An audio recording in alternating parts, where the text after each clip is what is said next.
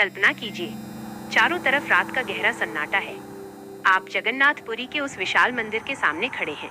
कानों में दूर से आती समुद्र की लहरों का शोर गूंज रहा है और ठंडी नम हवाएं आपके चेहरे को छू रही हैं। लेकिन इसी भव्य मंदिर की ऊंची दीवारों के ठीक पीछे अंधेरे में एक परिवार कई दिनों से भूखा बैठा है। तन पर फटे कपड़े हैं और आंखों में आंसू, पर उस पिता के चेहरे पर एक अजीब सी मुस्कुराहट है। क्या आप जानते हैं क्यों? क्योंकि उसे पूरा भरोसा है कि उसका यार उसे भूखा नहीं सोने देगा। जय जगन्नाथ दोस्तों, स्वागत है आप सभी का आपके अपने चैनल प्रेरणा की दिव्य पुकार पर। मैं हूं आपकी होस्ट और आज मैं आपको सुनाने जा रही हूं भक्त बंधु मोहंती और उनके यार जगन्नाथ की ये अविश्वसनीय और चमत्कारी कहानी। उड़ीसा के एक छोटे से गांव में रहते थे बंधु मोहंती, एक ऐसा इंसान जिसके पास कहने को तो कुछ नहीं था, पर जिसके मन में सांवरे की भक्ति का अखंड साम्राज्य था। वे भिक्षा मांगकर अपना गुजारा करते, पर अगर किसी दिन भिक्षा न मिले तो इसे प्रभु की इच्छा मानकर भूखे पेट ही कीर्तन में डूब जाते। गरीबी इतनी बढ़ गई कि बच्चों के तन पर फटे पुराने चिथड़े रह गए। कई दिनों तक जब घर में चूल्हा नहीं जला तो बच्चों की तड़प देख बंधु का कलेजा फटने लगा। तब उन्होंने अपनी पत्नी की आंखों में देखकर मुस्कुराते हुए कहा, अरे पगली, तू फिक्र क्यों करती है?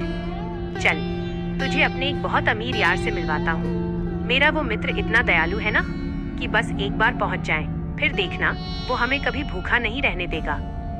5 दिन का पैदल सफर, लड़खड़ाते कदम और भूख से बेहाल बच्चे।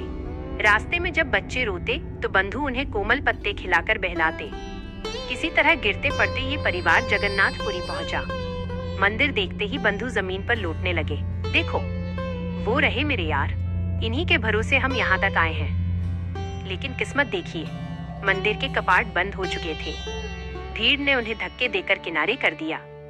बंधु अपनी पत्नी और बच्चों को लेकर मंदिर के पीछे उस जगह बैठ गए जहाँ प्रसाद के बर्तनों का धोवन निकलता था। उन्होंने अपनी पत्नी से कहा, यही महाप्रसाद है, इसे पीकर सो जाओ, सुबह मेरा यार हमें भोग जरूर भेजेगा। रात का सन्नाटा था और तभी अंधेरे को चीरती एक आवाज आई, बंधु मोहंती, कहाँ हो? देखो, भगवान ने तुम्हारे लिए प्रसाद भेजा है। बंधु ने देखा, एक ब्राह्मण हाथ में रत्नों से जड़ा सोने का विशाल थाल लिए खड़ा था। बंधु की आंखों से झरझर आंसू बहने लगे। बोले, देखा, मैंने कहा था ना, मेरा यार मुझे बहुत प्यार करता है। सबको खिलाकर फुर्सत मिलते ही उसने अपने इस गरीब मित्र के लिए खुद भोजन भेजा है। अगले दिन सुबह हंगामा मच गया।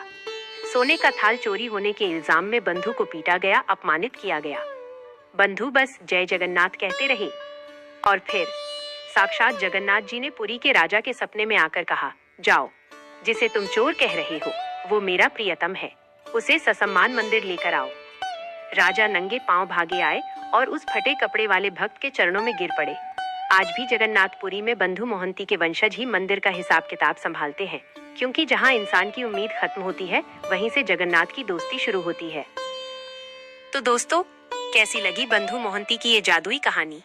सच कहूँ तो इसे सुनाते सुनाते मेरी तो आंखें भर आईं। क्या गजब की भक्ति है ना। और हाँ, अगर भगवान जगन्नाथ की इस कहानी ने आपके दिल के किसी कोने को छुआ है तो कमेंट्स में एक बार पूरे प्यार से जय जगन्नाथ लिखना तो बनता है। देखते हैं कितने लोगों तक ये भक्ति की आवाज पहुंचती है। बाकी अगर आपको लगा कि आपकी इस दोस्त ने थोड़ी भी अच्छी मेहनत की है तो भाई जूसी बिल्कुल मत करना, फटाफट वीडियो को लाइक कर दो और सब्सक्राइब वाला बटन दबा के इस छोटी सी फैमिली को बड़ा बनाने में मेरी मदद करो। आपके सपोर्ट के बिना तो कुछ भी मुमकिन नहीं है ना। मिलते हैं अगली एक और ऐसी ही शानदार कहानी में। तब तक के लिए अपना ख्याल रखना। जय जगन्नाथ।